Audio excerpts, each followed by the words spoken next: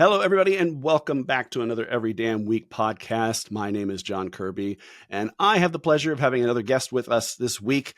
His name is Paul Clingan, and to kind of give you a little bit of a background of the connection that I have here, Paul is he's into fitness, which I am. He's into Star Wars, which I am too. And he's also into baseball. So those are three things that I have in common with him. I've been following him on his Instagram and YouTube media sites, and he has had some amazing content that just made me want to reach out and connect with him and bring him on and talk to you guys. So Paul, thank you so much for joining us. Glad you could be here. Thank you for having me. And I think that's a great way to sum it up. Star Wars, fitness, and baseball. There you go. One other thing I would add in there, I'm starting to really love looking back at like World War II. So I always say like if I ever have a room, which I'm getting to once we get into our new house, but like a room where it is just all me, one wall will be Star Wars, one wall will be World War II, one wall will be baseball. And Okay. so Yeah, when you just won me over there those, because I'm a history buff. I'm totally into that. So okay, all right, I yeah, like you even more. yeah, I love it. So Well, yeah, that's I good. mean, Yeah, I tell everybody about yourself here. Give a little bit of an intro here for everybody yeah, who doesn't know about anything about you. I live in Seattle with my wife and 16-week-old son, Rafe. He just turned 16 weeks, which is crazy because it seemed like he was just born the other day, which I'm sure every dad has that story. Yeah. And I have the joy and privilege and also just the randomness of helping Star Wars nerds get fit, lose weight for the Republic. And it's always a funny thing that I'll say at like weddings. People always say, "Oh, what do you do?" You're standing in a circle before the ceremony. I'm just like, "Do you really want to know?" They're like, "Yeah, you're a personal trainer, right?" And I'm like, "Yeah, but for a very specific set of people." And it's a funny story, and it's something that is also deeply aligned with just how I see the world, and so excited to share it and hopefully inspire some other people. Absolutely. Yeah. I definitely want to get into that. I want to get into, why Star Wars, why you tied those things together. But I kind of want to dig into a couple things before we do that. One of the things that caught my attention, I was looking at some of you have a little bit of a biography out there on Instagram, but I wanted to learn more. So let's talk baseball for a minute. Yeah. So you played baseball as a kid and up through college. Tell us about that. And then, if I understand correctly, in college you had some struggles, some difficulties with that. Tell us about that. Yeah. Well, what's interesting is the older I get and the more I look back at it, the more I kind of have this different perspective on what those struggles were. Because at the time, I thought my problem was that I was hitting my physical ceiling. 19 years old, I hit my physical ceiling, which now I'm like, gosh Wow. darn it, Paul, you dummy. Why would you think that? But yeah, I played baseball my whole life, was a catcher, which if anyone follows baseball is a hot commodity when especially you can do it at a high level defensively, which I could.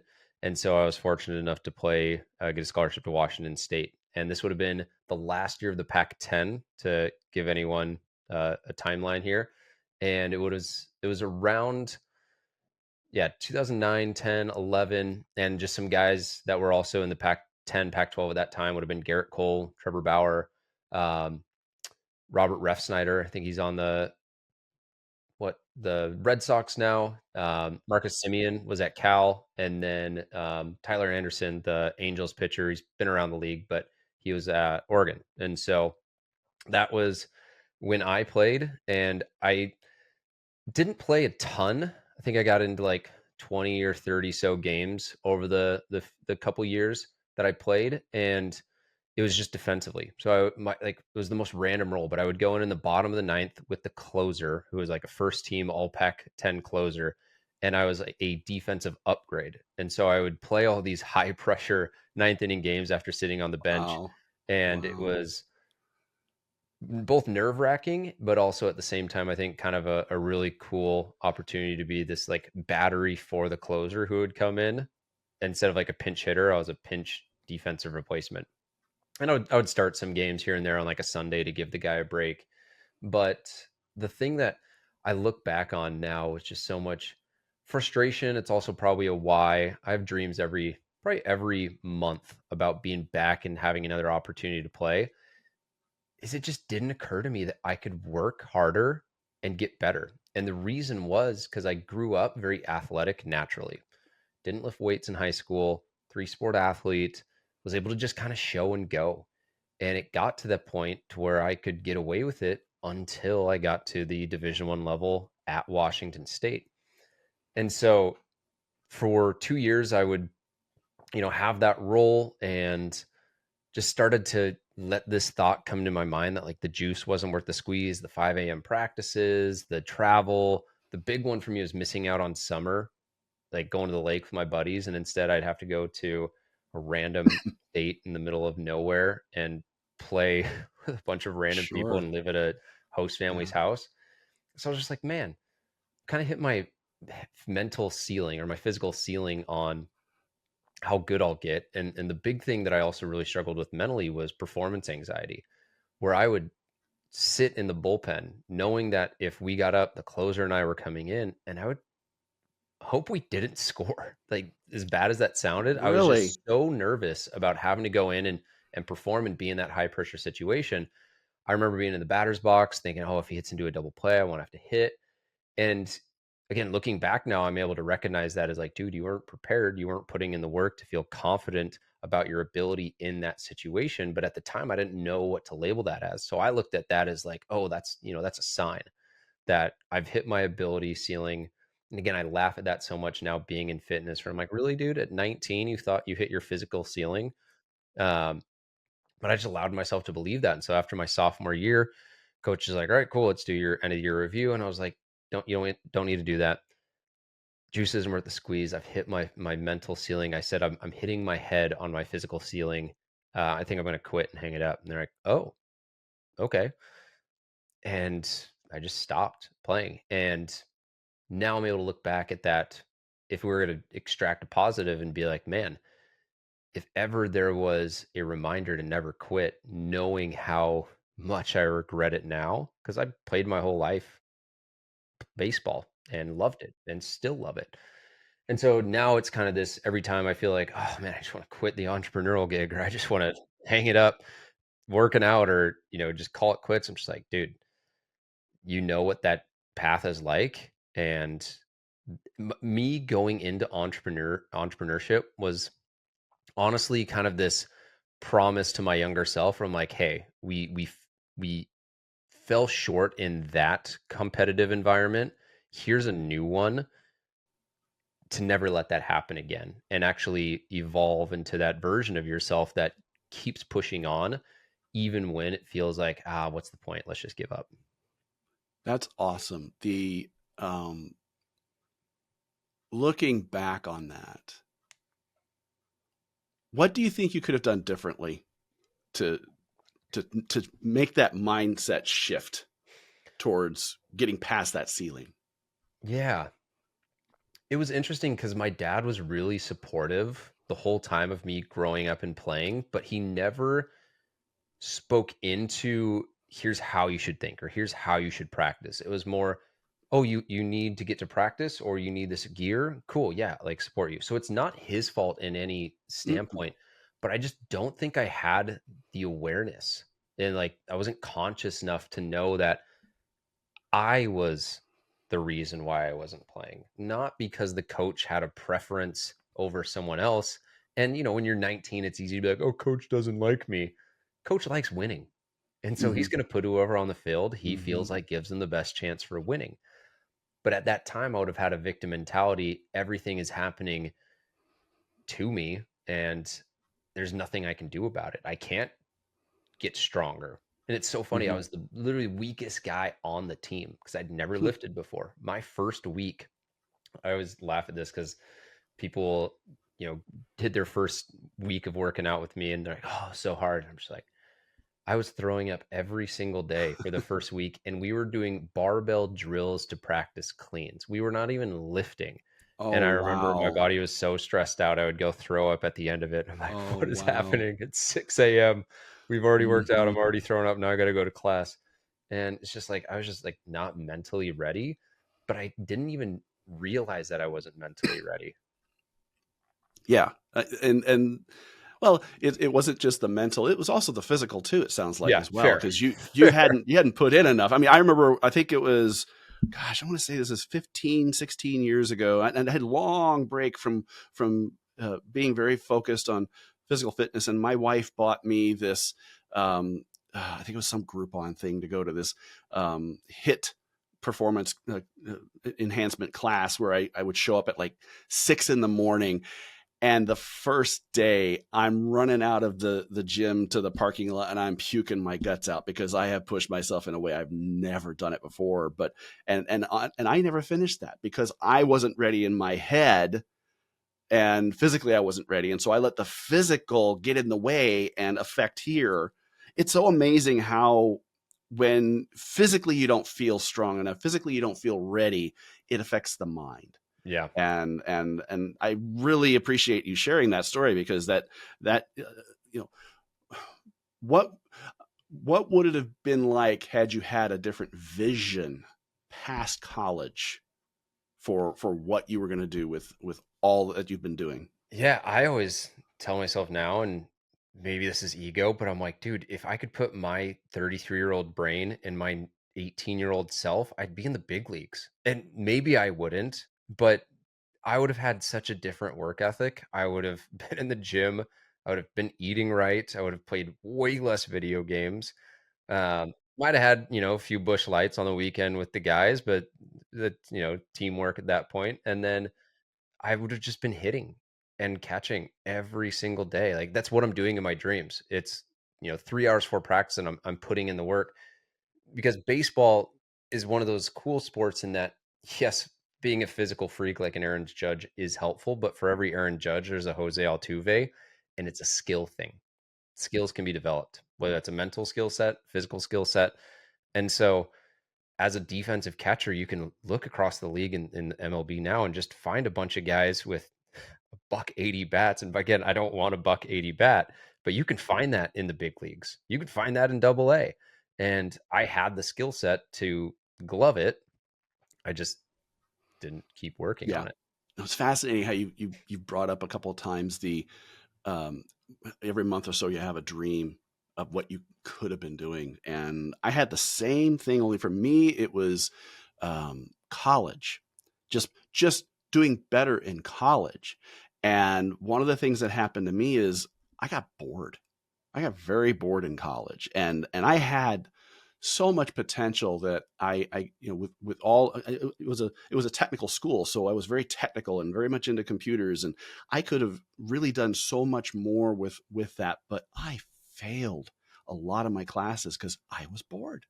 And now it doesn't happen as often anymore because I've reconditioned my mind a lot and realized that I'm a different person than I was then, which helps. But I used to have nightmares of being stuck in college for like 15 years because I Wow. couldn't get out of it. And so I can relate to that thinking. And once you reach a point where um, you start to realize that when you become a different person as you get older, you now I look back and I go, that's not me anymore. That's not who I am. And Yeah. so those dreams don't happen anywhere near as often now. And it Yeah. makes a huge difference. But it's so fascinating how I link your situation with what I dealt with too. It's the same thing. It's that you're not putting in the consistent effort necessary. And for me, I didn't learn that until much older.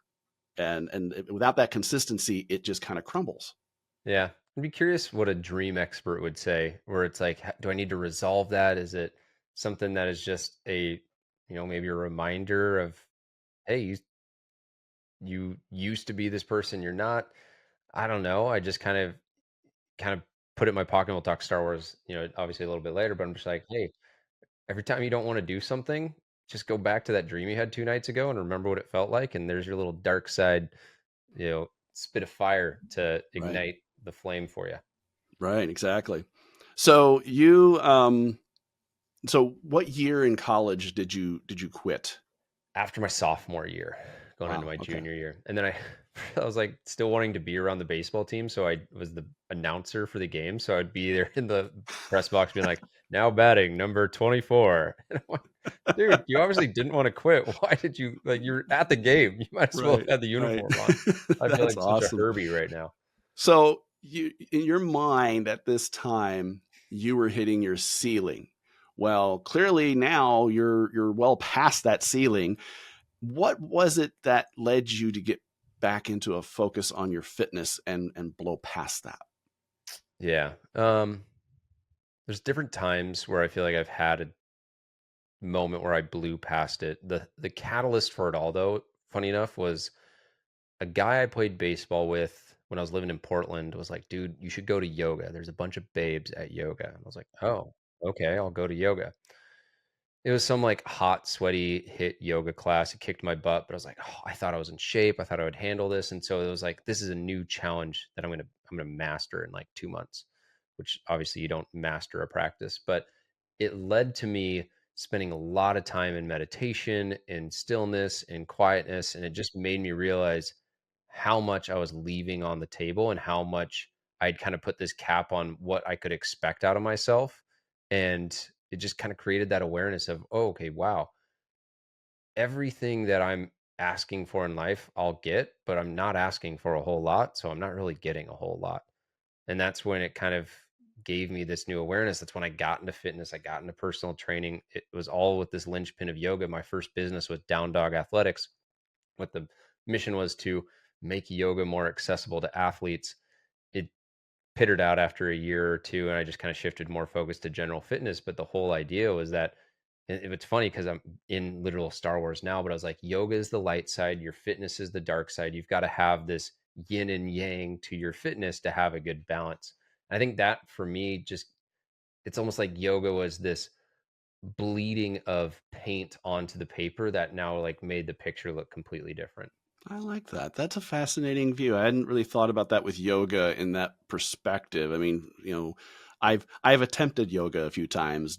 I can't say I'm very flexible, so that's part of it. Yep. But I do see the benefits. I definitely see like the breathing, the Yeah. how the breathing makes that difference, and how that can um, that right there is a mindset shift in itself, because you start to center, and once you're centered, you begin to just kind of go in different directions that you never thought you could go with yoga or fitness or anything else. And I like that. How did you?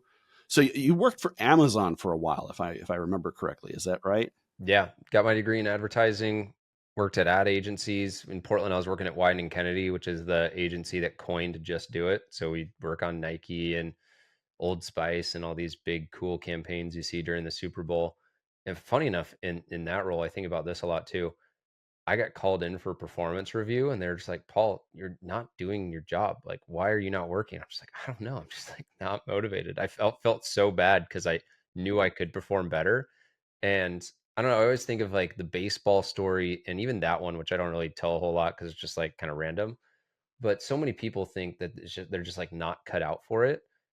And it a lot of times is just like a lack of alignment, but also a lack of alignment and then work combined with that. Where a lot you're not going to be the best version of you doing something you're not motivated to do, but at the same time too, you got to have a work ethic to get out of that situation that you maybe don't like so that you can create something that is more in alignment. That's awesome. Is this kind of what made you do the shift from Amazon, knowing based on what it sounds like this wasn't for you, into entrepreneurship? Yeah. What made that transition for you and gave you the push to make that happen? Honestly, it's a lot of what you were saying where if you're not stimulated mentally, you kind of just don't try. So I was in this Amazon job, wasn't stimulated mentally, didn't really care. And so I just wouldn't try. I would do what I needed to do to get my paycheck and go. Same thing like I did with sports and baseball. And I think the combination of yoga and realizing how much more inspired I was to help people. And again, like that catalyst of yoga giving me that awareness through meditation. I remember when I started yoga, it was the first time since before college I'd gone 30 days without drinking. And that could be a whole other side tangent where I think just so much clarity is to be had when you aren't sedating and, you know, clouding your mind with substances. But I got this crazy amount of clarity on what I wanted out of life, what I was capable of. And it was this combination of no alcohol for several months, meditating, yoga. And then I was like, I'm going to become a personal trainer. And then a mentor's like, why don't you do this full time? And I was like, oh, I didn't even think that was possible. Like when I first started personal training, my goal was $2,000 of side income so that I could fund fun projects. Like I thought that was like no way I could do more than $2,000. Obviously, it's very low uh, bar to reach over, and speaks to maybe a little bit more of like beliefs around money, but it just kind of snowballed. I got a client. I was taking this yoga class, and the instructor's like, I want you to personal train me. I was like, okay, sure. And then next thing I knew, I was training as a personal trainer clients from 6 to 9 a.m., going to Amazon from 9 to 5, and then training people from 5 to 9. Wow. Not a sustainable lifestyle. No. And so I was just like, all right, well, I'm making just as much at Amazon as I am doing this. And this is where the rose tinted glasses, whatever that saying is, where you're just like, oh, it's going to be so great, I'll just keep doing this and grow exponentially, not knowing all of the pitfalls of entrepreneurship. I just quit, went to Croatia with some buddies or a festival, and came back, and I was like, there's no way I can sit in this office anymore. And just like, all right, August 1st, like I'm done. Today's whatever, 2 weeks of my last day. And just started training, teaching yoga. Became a Lululemon ambassador in Seattle, did that full time. And it was this real hard cutoff. And looking back, I'm like, dude, you could have drawn out so much money. You could have waited till your stock vested. Like, you didn't have to be this. Everyone romanticizes, oh, I'm going to quit it all one day and become an entrepreneur, and I'm just going to build the plane when I fall. And honestly, for anyone listening, like, don't do that. It was so much more stressful trying to, it's like falling in love with someone in Spain and being like, I'm just going to give up my life and we're going to go live in Spain. It's going to be so romantic. And then after the first week or first month of novelty, you're like, oh, wait, this is just Yeah. like everything else, but way harder because I don't speak the language. In this case, instead of Spanish, it was the entrepreneurial business language. Yeah, that's movie talk. That's what they do up in the movies. It's always perfect. No, in Yeah. reality, it's very different. And yeah, you hit the nail on the head with that, because uh, I was a real estate agent, and that's part of my story that kind of led into what happened. Where I was in IT for a long time, back in IT again, but this was 2016, 2017, and I was on a contract that came to an end, and I just said, hmm, you know, I think this was a sign. I need to go full time on being a real estate and be an entrepreneur and work for myself. And I fell flat on my face, hard, Yeah. very hard. And I mean, that turned into a serious depression, bankruptcy, and all sorts of things. And yeah, it's not what it is in the movies. It's not, you can't just jump off the cliff and hope you're going to land on a net or in the water. It doesn't always work that way. And so, yeah, I can relate to that. Um, that's probably one of the toughest obstacles to get over when you're an entrepreneur, getting past those first stages when you get out there on your own. And how did you work past that to be able to sustain and continue being an entrepreneur? Oh man, there's a lot of things that come to mind, whether that's support of an amazing wife who was, there if it was a down month to pay for groceries. At the time, it would have been dating, so girlfriend, I guess, at the time there. Um, the thing with actually, this was also tough. Part of that personal training happened during COVID, so I think part of it too is just living lean. Luckily, I didn't have kids, didn't have a mortgage, so it was, hey, can you cover rent and food? And so that was, I think, part of it. Um, Honestly, again, looking back, I don't think I realized how close to the ground I was flying, both financially, healthcare wise, like so many things. Like I was paying for Cobra, which is crazy expensive because I was taking my Amazon plan and paying for that. And it's just so many things that I'm trying to have those scenes in the movie where someone's like walking down a corridor and they're not even aware of like all the bullets that are whizzing past their head. But that's kind of how I look at it. Where like, yes, I did get hit with some bullets, whether that's financial or health wise. And I'm like, man, like it's just like, I think it comes back to that baseball pain of like, man, you quit before. And that's like the biggest regret you have. You're not quitting again. And I also think that I've just been lucky because again, looking back, I'm like, holy cow! Like I remember having to pay back Amazon for signing bonus. Like I had to pay that back. So I'm like, oh, like I got this like safety net. No, safety net's gone. And so it's just, yeah, it's I don't know. There's a saying I feel like I've heard someone, maybe Alex Ramosi say, where he's just like successful entrepreneur for every successful entrepreneur, there's just a graveyard of logos and people who haven't made it. And to a degree, yeah, you keep working until you quote unquote make it. But I also think it was just, yeah, I don't know, a mix of luck and also just not. It's not like I'm like trying to create a 9-figure company and I've got 1,000 employees. Like it was just me and at some points an assistant. And if I had to let an assistant go, I'd let him go. Do you think you had kind of it's kind of a weird way to put it, but do you think maybe you had a forward vision that was looking back and saying, I'm going to be in this is going to end better than my college career did, or how things were going at Amazon. I can't do that again.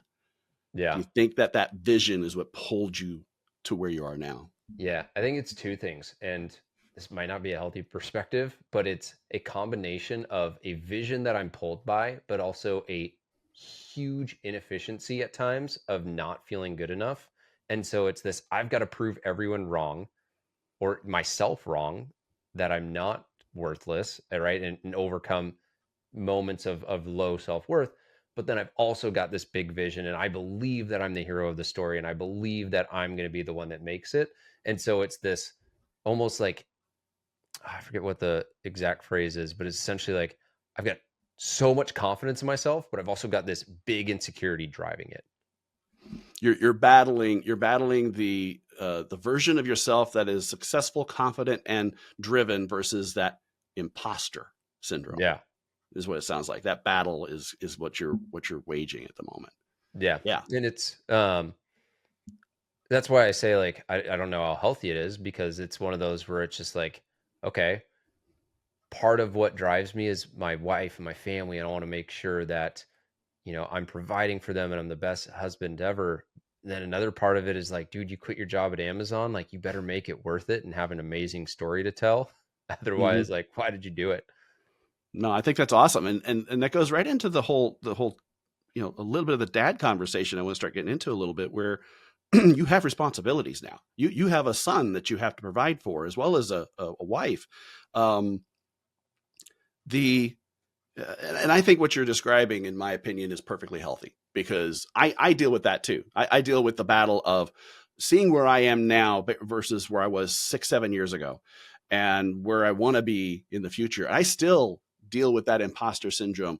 How could I be talking about these things that I've experienced? I'm nobody.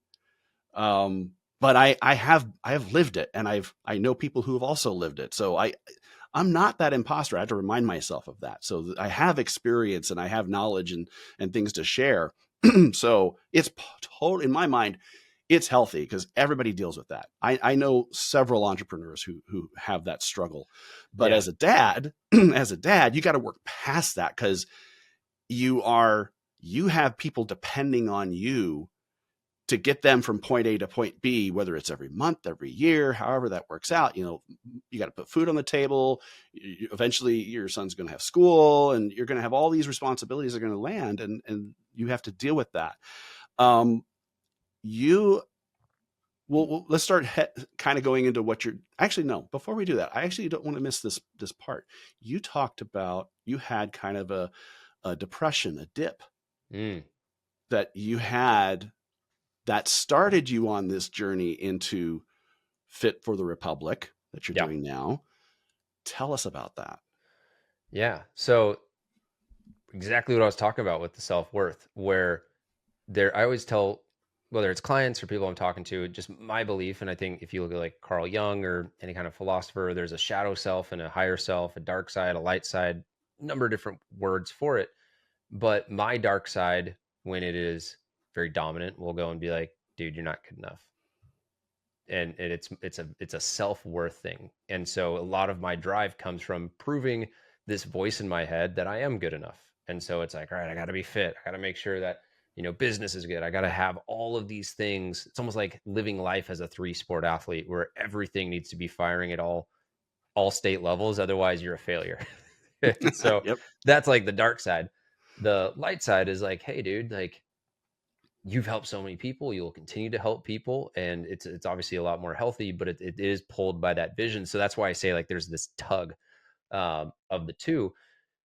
The dark side got really strong when I um, proposed to my wife, because then it was this threshold of, I'm now moving not just from boyfriend, where if the lesser version of me wants to bail, I can go and bail, and I haven't really committed to anything, and I'm not ruining her life yet, to now it's like, okay, I'm engaged to her.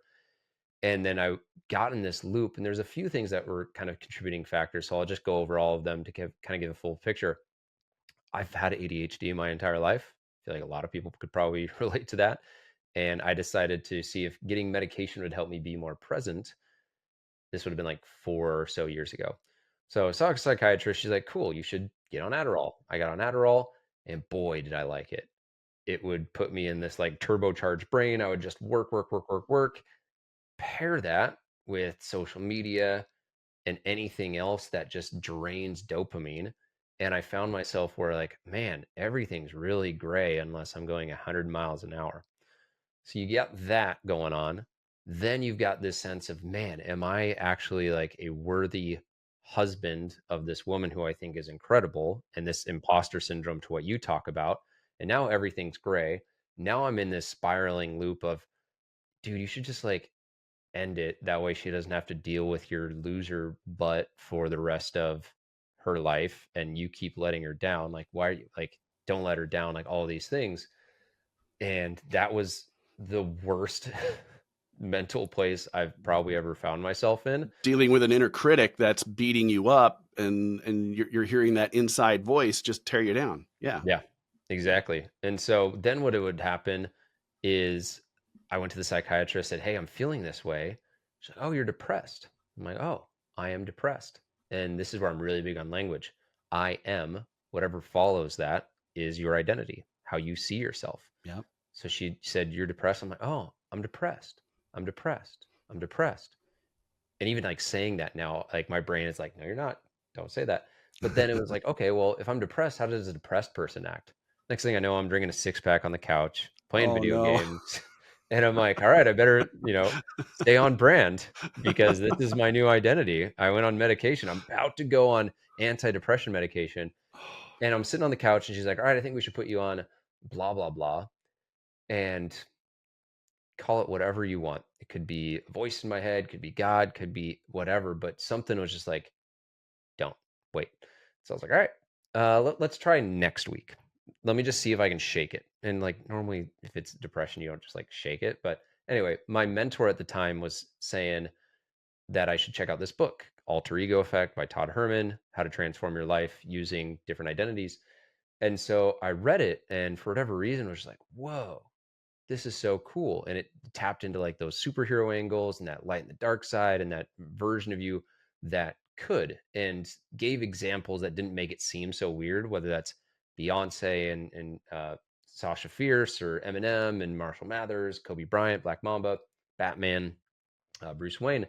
And so I would take my clone trooper helmet, I'd put on my helmet. I'm like, all right, I'm Captain Rex. What would Captain Rex do today? Paul's depressed. Paul doesn't feel like a leader of the household, but Captain Rex is a leader. So let's act like Captain Rex. And even though he's not motivated, be disciplined. 2, 3 days, totally fine. And what was so crazy about that is getting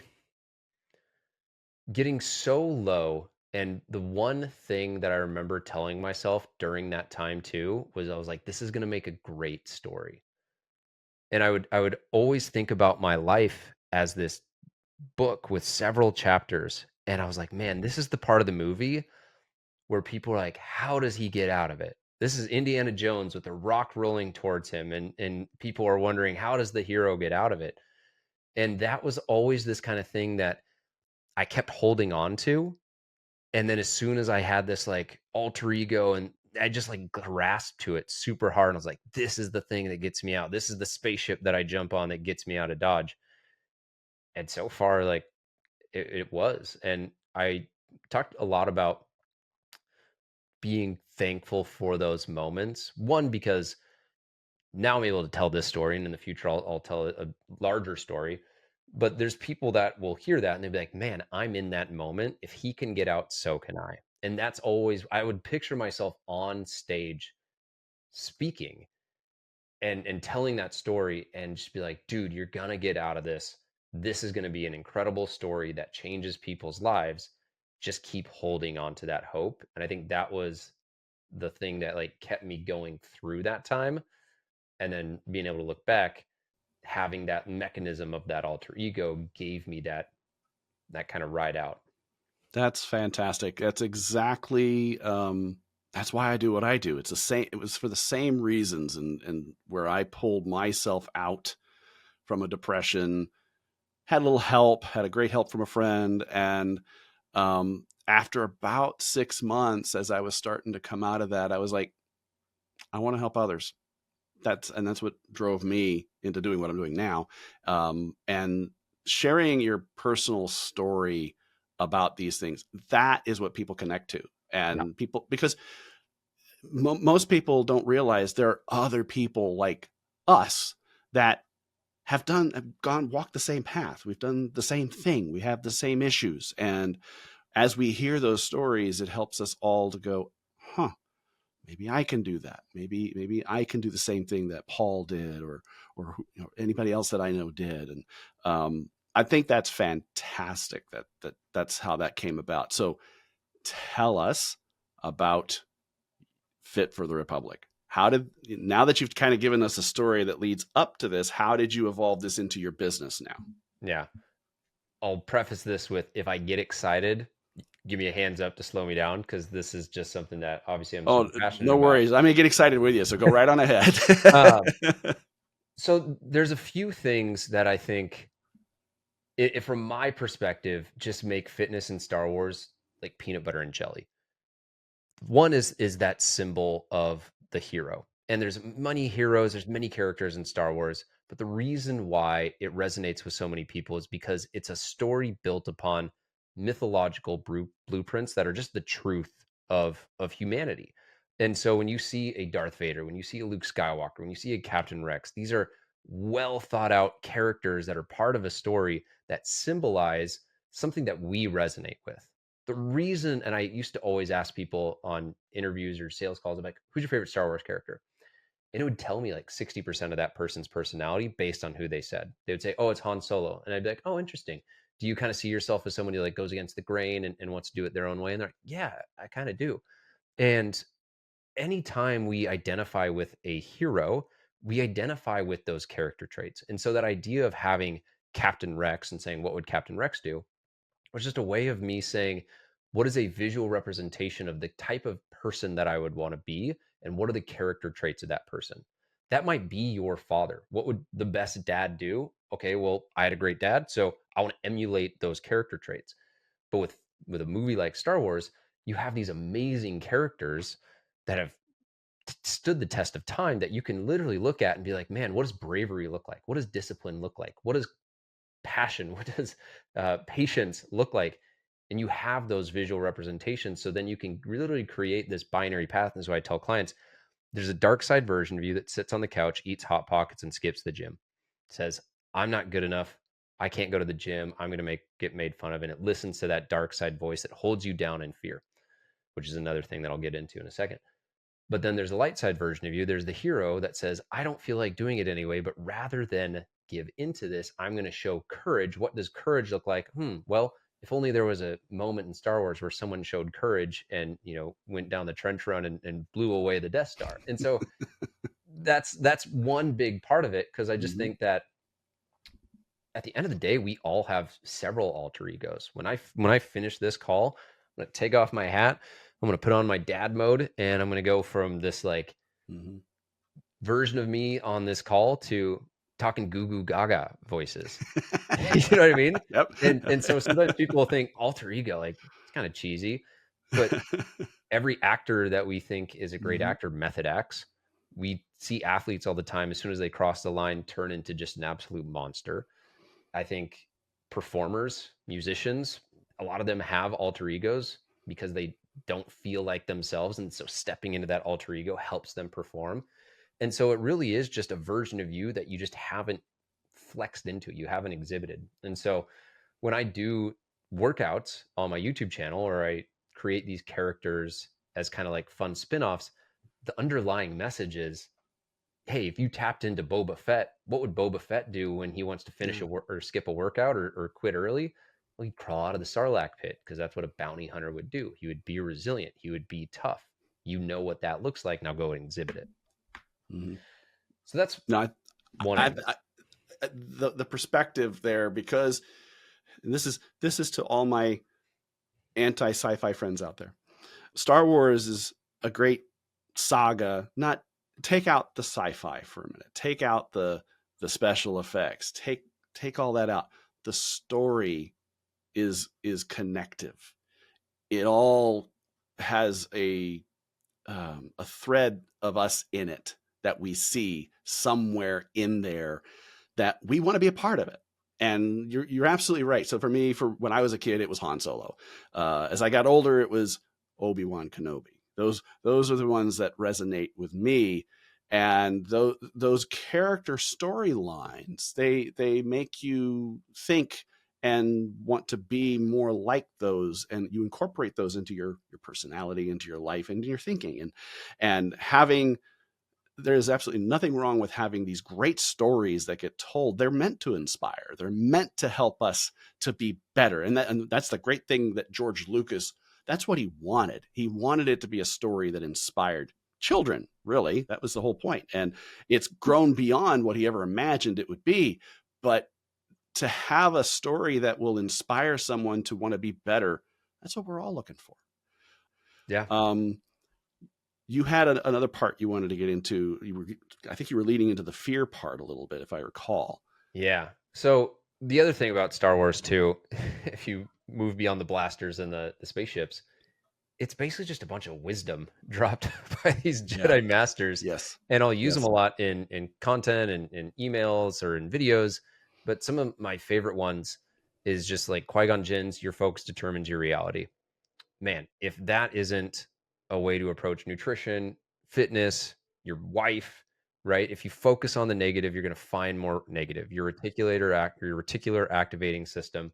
I always say that word wrong, but it gets trained to look for more of what you are focusing on. If you go and buy a Tesla, you're going to now see more Teslas on the roads. Not because there's more Teslas on the road, maybe there are, I don't know, but your brain is now going to look for that because it's been trained to focus on that. Yoda has so many lines, especially in The Empire Strikes Back. I think the biggest one that always stands out to me is the scene where the X-Wing is in the swamp and Luke's like, I can't get it out. It's not possible. Yoda pulls it out. Luke says, I don't believe it. He says, that is why you fail.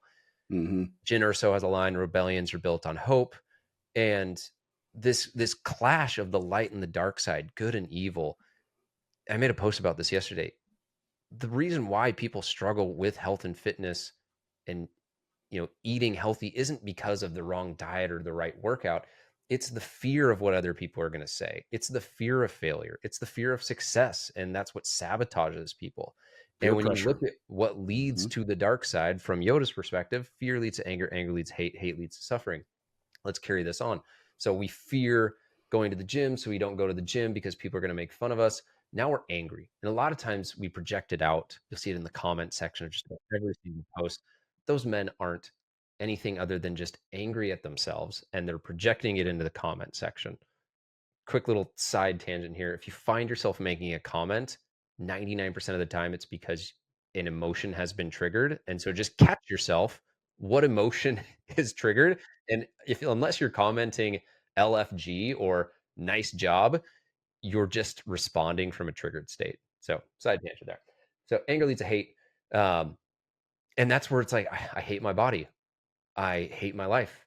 Suffering, man, I can't think of anything that is more suffering than a shortened life, seeing yourself not live the life that you want to, having your kids lose a dad at 54 because they had a heart attack. Like, it all starts with the fear.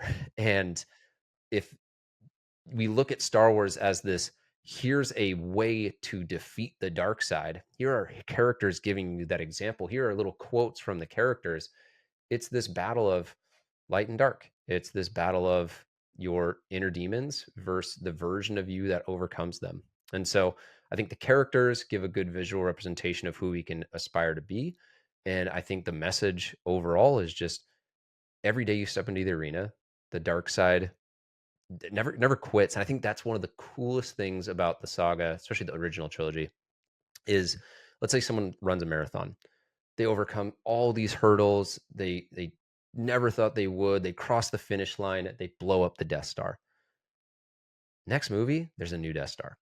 The Empire Strikes Back. So you're going to lose the weight. You're going to get the goal that you want. You're going to hit the business goal that you want. And guess what? The next month, the next quarter, there is some bigger, badder Death Star coming for you. And it's going to require you to go on another hero's journey in order to overcome that. And every single time you go through that arc, you dive deeper into your innermost cave and learn more about yourself, which is why I think something like yoga and meditation is super powerful, because it focuses inward and you just get to grow. Like, that's what growth is the hero's journey. I think that's what a lot of people struggle with. We all want to be the hero of our own story. We all want that. We all want to have this great end to the story that we want to tell. But a lot of people have trouble realizing that that's never the end. The story goes on. The story continues. It's an ongoing process. Even if there's failure, it's not the end.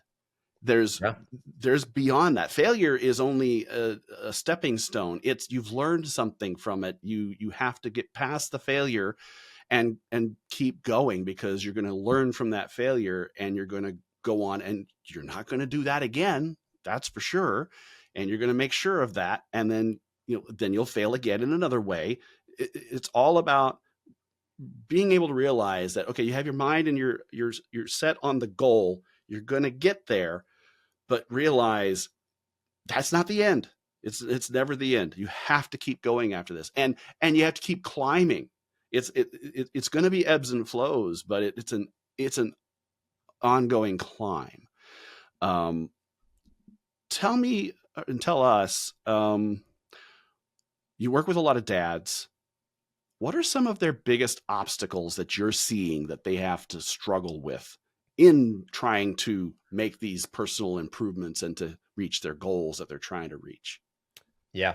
So a lot of it's going to be psychological, and not that it's like psychological and like kind of an intense way, but most dads especially have some sort of background and have been successful from a training standpoint. Maybe they were athletes, maybe they were military. I'll work with a lot of both who are current and former military. But the biggest thing is just decision fatigue. And there's so many things calling for their attention, their time. And so they need things simple. They need things quick. They need things where they don't need to think about it. And so the biggest things that I would say, like from a dad's standpoint, mental, that I actually see a lot is I grew up in a household of eat when there's food available, don't let any food go to waste.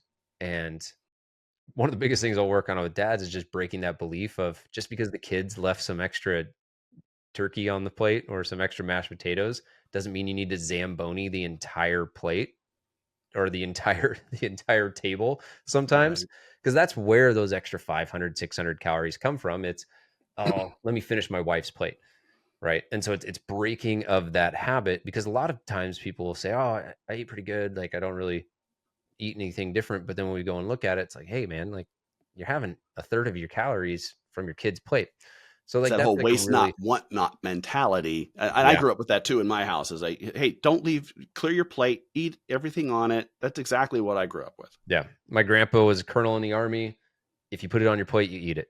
Mm-hmm. Grew up during the Great Depression. How dare you waste food? And so for me, in a household of four, as a 3-sport athlete, a household of four, I meant four kids. So three Mm. siblings, six people. As soon as that plate hit the table, it was the quickest hand. It's like hungry, hungry hippo getting in there. You're like, oh, I got two slices of pizza. You're hoarding it. I remember hiding, uh, Chipotle meals or naked juices in the back of the fridge, like building a little wall so no one would find it. And then your sister comes in and like a fox digging into a squirrel's hole, taking it. And I was just like, man, it was such a like mindset around a lack of abundance of food. And it wasn't like we didn't have food. It's just, again, you're three sport athlete. It may be 8 hours between meals. You kind of get this perspective of like gorge when you can, because you don't know when the next thing is. Now at 33, my wife is not competing for my food. She doesn't need as much as three other kids do. And so it's just like unlearning that and not having to, again, like eat all the kids' plate. I think another one that is for some people really hard to wrap their heads around, especially if they grew up in a household where a lot of times people will say uh, my dad was diabetic. Now I have those genetics, high blood pressure runs in my family. And a lot of times it's habits and beliefs around food that run in the family much more than genetics do.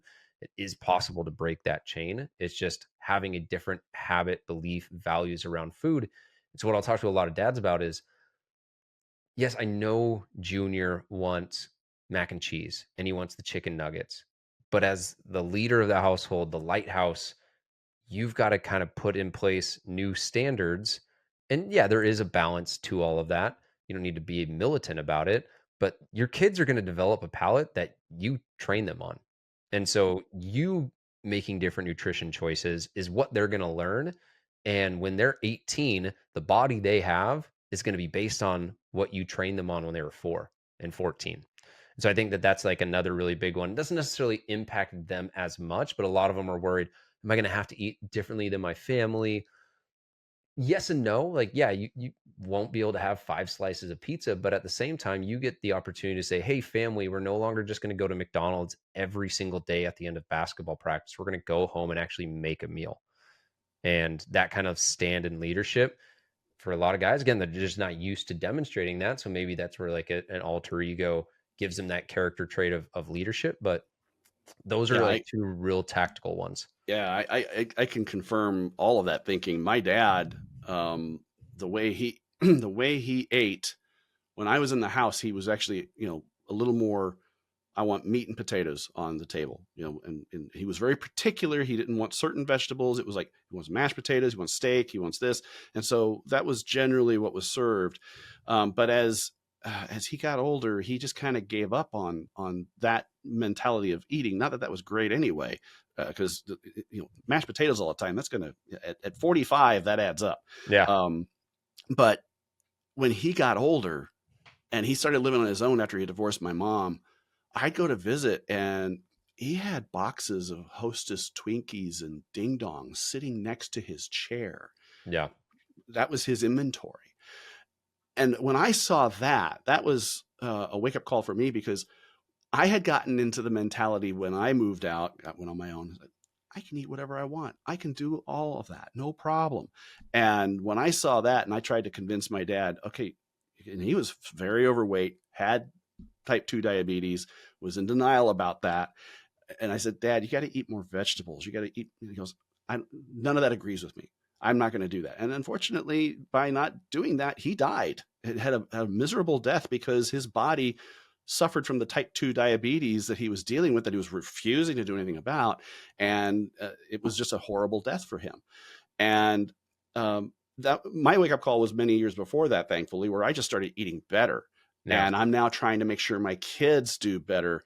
One little tangent: my marine son gets out on his own, and for about the first 6 months, he's just eating trash like crazy. And I get on a call with him, and he's like, "Oh, I feel miserable, and I have no energy, and I'm doing terrible." And I said, how's your diet? We got into that, and he started shifting his diet, and he started doing a whole lot better, and realizing, oh yeah, got to treat my body much better. And yeah, those are obstacles, that eating mentality. I love that, how you got into that, because that is a big obstacle. And that's been one of my hurdles. I still deal with that today. And I've gotten so much better about it over the last few years, but it's hard to Yeah. get past that. What else have you run into with some of these dads? What other things have you Yeah. So encountered? I always use this analogy because it's one of my favorite movies. Have you seen Saving Private Ryan? Oh yes. Oh Okay, yes. cool, good. A lot of people think motivation is something that they lack. And then when we break it down, the motivation is very clear. They have high blood pressure. They want to be around for their kids. They want to walk their daughter down the aisle. So, like, the motive is there. But Mhm. what a lot of times isn't there is a very clear path. And so, with kids, that's a lot of chaos. And then uncertainty on the best path forward will Yeah. also cause people to stay stuck. And so I use that example in that opening scene in that movie. Those guys had a clear mission: climb the ridge, take out the Germans. They knew what they needed to do, but when bullets are flying around, body parts are flying around, that chaos and that uncertainty on the best path forward causes even the best man to just get stuck and stay put. And like, go, anyone listen to this, go try and fix something in the house you've never fixed before. That level of uncertainty is super high. It's really hard to be motivated to do that. And Mhm. so the thing that I always find is super helpful is just removing decision fatigue, whether that's saying, hey, here's the exact workout I want you to do, or hey, let's start with just 10 minutes and reduce the hurdle of, man, I don't know if this is going to work with me. Because if we can reduce uncertainty and raise certainty, and in a world that's chaotic, really simplify things, that's what people need. Like, if you just did 5-10 minute workouts a day, I've had dozens of people lose 30 pounds literally just doing that, because it's simple and Mhm. it's believable that, okay, yeah, I can do that. Just like Tom Hanks is saying, all right, guys, climb up this ridge, we're going to walk up here, do this. Now people will take action, and it's a combination of, hey, here's the path forward, here's a little bit of leadership and saying, hey, you can trust that this is a path that is going to get you there. But if we can reduce uncertainty and simplify things when things are chaotic, that reduces a lot of that lockup state that a lot of people get into. And they think they need to research more, go on Reddit, watch more YouTube videos. Dude, I have one kid. I don't have time to do that.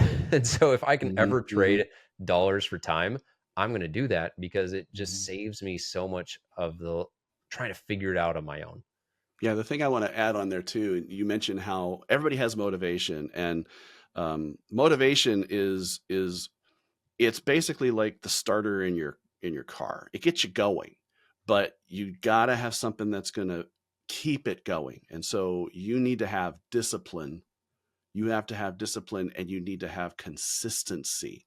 And even and what makes all of that work is keeping it simple, like you're Yeah. saying, because I think a lot of people, and this was a mentality I used to have, where um, you figure that in order to um, gain muscle, to lose weight, you have to change everything up all the time. You have to increase this intensity, and you have to do all these different things. And the thing that people don't realize is it's the consistency, it's the discipline. You don't have to change things up all the Yeah. time. You don't have to do different things all the time. Do the same things. Set your routines and habits, and do the same things consistent. And it's my tagline is consistency is undefeated.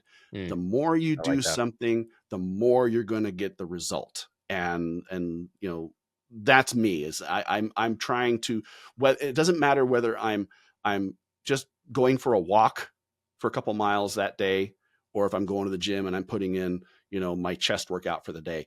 It makes no difference. I'm doing something.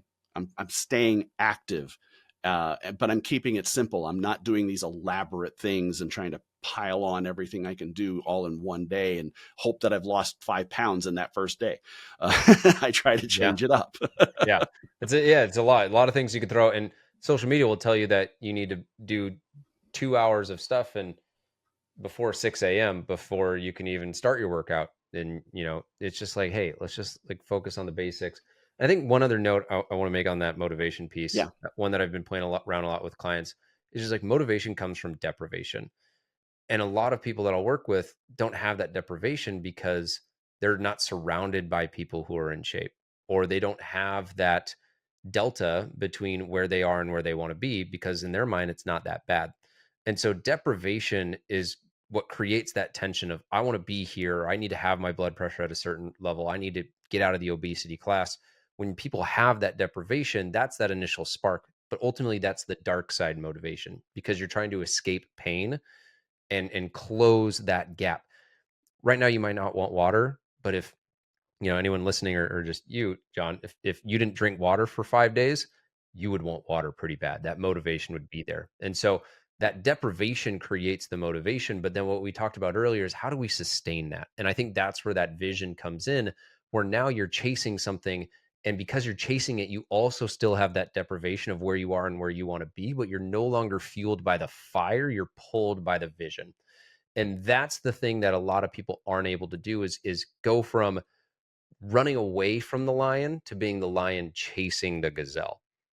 And that's where people will go into that yo-yo of, oh, I lost the weight, I feel good, I'm no longer in that pain, there's no longer that deprivation, my suit fits, all right, I'm going to go back to the old version of me. You've got to be able to use that little dark side motivation, that little Darth Vader pain inside of you to get started, like you said with the car analogy. But then you've got to have something that's much more sustainable. And that's why, again, I love the Star Wars metaphor, because the Sith and the dark side is more powerful, quicker, easier, more seductive. But the Jedi fight for the light side to protect. And when you can kind of move your mindset in, all right, I'm doing this to get back at an ex who thought I was fat, to now I'm doing this to provide and protect my family. That is very much a light side Jedi mentality. Whereas the Sith is like, oh, I'm just doing this for me, I'm going to be jacked. And eventually you're just like, yeah, I don't really care, I'm apathetic. But if you have your why attached to service, really, there's no lack of motivation, because there's always someone else to serve. And so that's where the deprivation can come from. So you're a new dad, and we both talk about dads trying to prioritize themselves and balance it. How are you balancing your new life as a dad? Yeah. Another really tactical one that I'll use with a lot of people: before kids, I could work out 6 days a week. Now I work out 3. And that means the 3 days that I'm training are pretty intense and maybe a little bit longer, but that gives me 4 days to recover. That gives me 4 days to work on business, family, vacations, not vacations. We haven't gone on a vacation in forever. Holidays, and just like chores around the house, probably not vacations someday. But I think that's again where it's one of my favorite sayings in really any section of life, but fitness will use, is methods are many, principles are few. Methods may change, principles rarely do. Right. So if you're working on getting stronger, well, you could do a 3, 4, 5, 6 day split. You could use dumbbells, you could use dumbbells, barbells, machines. But the principle of getting stronger can be achieved many different ways. So not being attached to the method and being flexible and adaptable to how you get there. So like, I'm working out, like I said, 3 days a week. I'm progressing much more than I did at 6 days a week when I wasn't following necessarily the principles. And so that's like one that's been really big for me, is just having a very clear, I call it like my Darth Vader program, because it's just focused on strength and power and grip, because Darth Vader force chokes people. Right. But it's like, I've got my little why. When I'm down in the gym, I'm tapping into Darth Vader, but it's just something that works for my schedule. Nutrition wise, stuff that is really helpful. Get your food on delivery, whether that's an Amazon Prime, an Instacart. Like, going grocery shopping creates more friction. It makes it much easier to just order food in. I subscribe and save all my protein powders, because the thing that disrupts that routine of having a protein shake is not having it available. So I always make sure I've got my protein dialed in there. And so like the automation from a nutrition standpoint is really helpful. A meal delivery service like a Clean Eats or a Factor Meal is another one where I can just put that in the microwave. I'm good to go. And so that really is, for anyone listening, like a cheat code. Protein shake in the morning, meal delivery service, throw in the microwave for lunch, then have something somewhat structured with your family for dinner. And as long as that dinner isn't like 2,000 calories, you're going to be pretty close to where you need to be. So that, like, nutritionally is really helpful. I also can't get outside a ton. Seattle's a little bit cold right now, but it's more so just my time is pulled so many different ways. So I get a walking pad. I can walk during meetings. I'll get in 4 miles, 5 miles. knocking out meetings in the afternoon. So now I'm working out 3 days a week. Food's basically on automation. I'm walking, and then I just try and get as much sleep as I can, which with a sleep regressing baby is tough, but it's less is more, right? Like Mhm, mhm. 3 workouts. I'm not making any crazy recipes. And I think that's just something, again, for anyone listening, I take away is just think about how you can do less, not how you can add more to your plate, because there's only so many hours in the day, and those kids are going to ask for those hours. Right. No, that's always a challenge, and it doesn't matter whether you have a young infant or you've got 5 kids like me, and I've got 3 that are, almost 2 that are grown out of the house, and 1 on the way to head out soon, and 2 young kids. It's hard to balance. It's tough, and getting the workouts in, getting the eating right. I don't eat the same thing that my family does at night most nights. I will pick something that I want that is good for my diet, because it's number one, setting an example for my young boys, and number two, I can't eat some of the stuff that is there, because I'm coming out of that type 2 diabetes myself, so I can't go back into that. I have got to keep that balance. I want to be there for my kids. I have a soon to be 7-year-old. I'm 53. Do the math. Yeah. When he finally graduates, I'm going to be in my mid 60s, and I got to be around to see him get married, have kids, and I want to be there for all that. So Yeah. it starts with balancing my diet, balancing my workouts, and taking care of myself. And as a dad, we have to do that. It's just so important. Yeah. All right, let's break it up. I'm going to ask you a few other questions here. So, what's your favorite baseball team? I hate the Mariners, but I was wondering.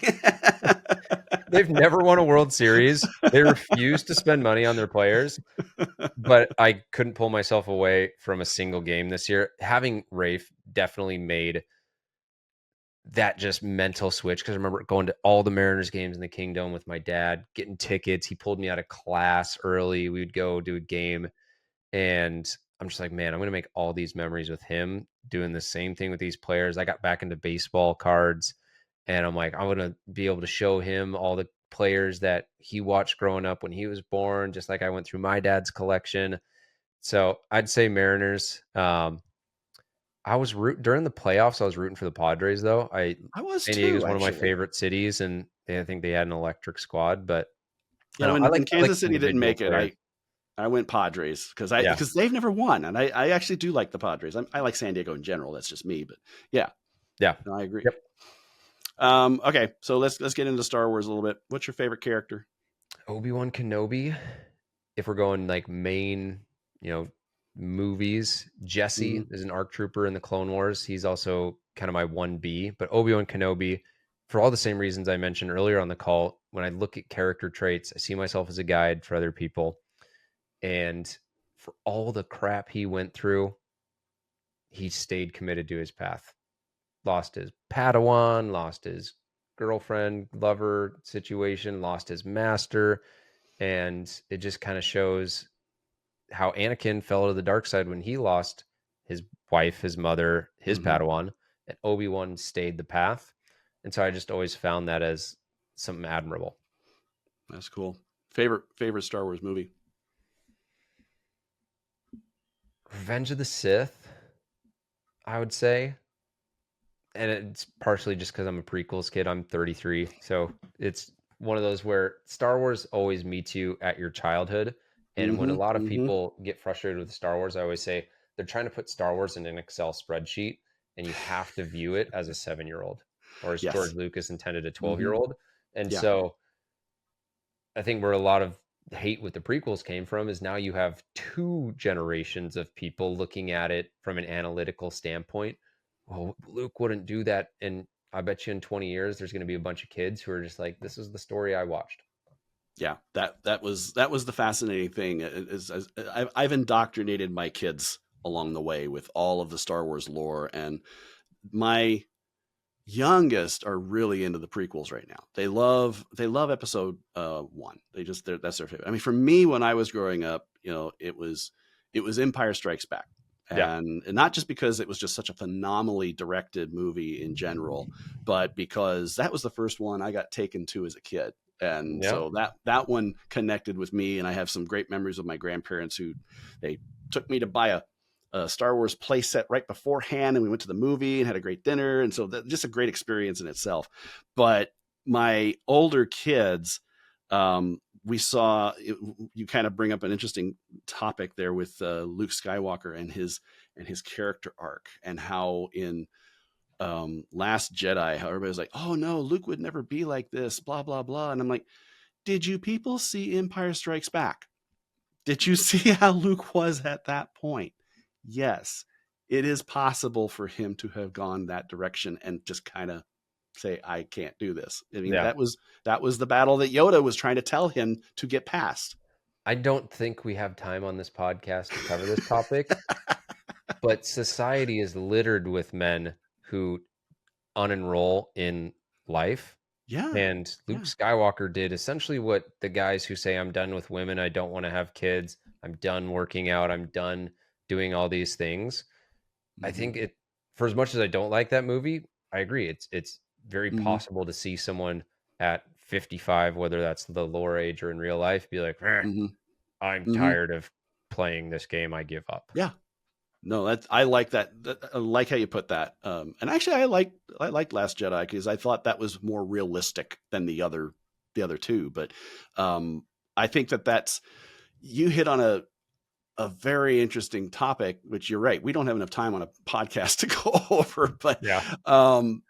because I recently did a podcast that just set people off, and I'm sitting back and I'm looking at the responses from some of these, and many of them are young men who are just absolutely offended. And I was just talking about the the thinking of alpha male, sigma male, and I'm just like, I'm not saying that this is how it is, but I'm just like, there's some traits I wanted to pull from it. And I put out a segment in a reel, and I'm amazed at how many people were offended at just because they immediately responded to the toxic masculinity thought. And I was amazed at that. And I could not, and I'm like, this is not the mentality of someone who wants to grow, Yeah. someone who wants to be better and have a vision of themselves that's constantly improving upon themselves.